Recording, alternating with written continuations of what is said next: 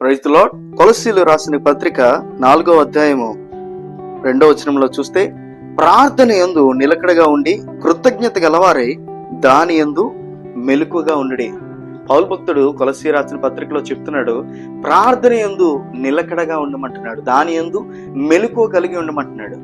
చాలాసార్లు మనం అనుకుంటాం మెలకువ కలిగి ఉండి ప్రార్థించుడి అని చెప్తే మనం ఏమనుకుంటామంటే, అయ్యో నేను తెల్లవారులు ప్రార్థించాలేమో, లేకపోతే నేను రోజంతా కనిపెట్టుకొని ప్రార్థించాలేమో, లేకపోతే నేను పడుకోకుండా ప్రార్థించాలేమో అనుకుంటారు. కానీ నిజానికి ఈ మాట అర్థం ఏంటో తెలుసా? Awaken your spirit for the prayer life. దేవునితో గడిపే నీ ప్రార్థన సమయమునకు నీ యొక్క ఆత్మను నువ్వు అవేకన్ చేసుకోవాలి. అంటే నీవు నీ ఆత్మను వృద్ధి పొందించుకోవాలి, నీ ఆత్మను మెలకువ పరుచుకోవాలి.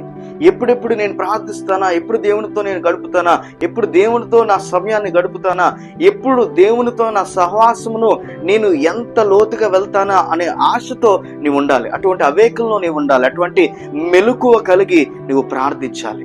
అటువంటి స్పిరిట్ నీలో ఉండాలి. ఈ రోజు గొప్ప గొప్ప భక్తులు ఎందుకు అన్ని గంటలు ప్రార్థిస్తారో తెలుసా?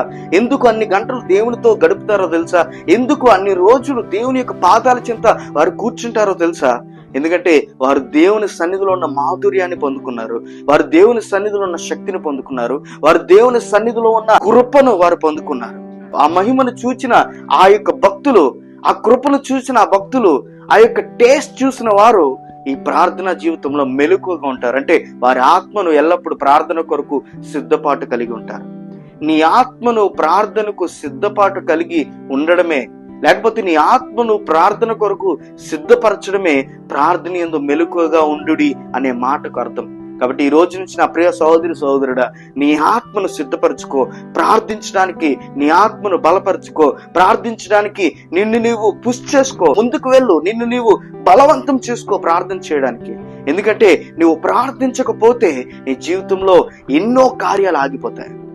నువ్వు ప్రార్థించకపోతే దేవుడు చేయాలనుకున్న కార్యాలు నీ జీవితంలో ఆగిపోతాయి. నువ్వు ప్రార్థించకపోతే సాతాను యొక్క కార్యాలు, సాతాను యొక్క ప్రణాళికలు నీ జీవితంలో వాడి యొక్క ఆలోచనలు సఫలం అవడానికి చాలా ఛాన్సెస్ ఉంటాయి.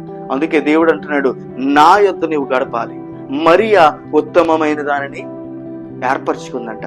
మనము కూడా ఉత్తమమైన దాన్ని ఏర్పరచుకోవాలంటే మన ఆత్మను మనము ప్రార్థన కొరకు సిద్ధపరచుకోవాలి.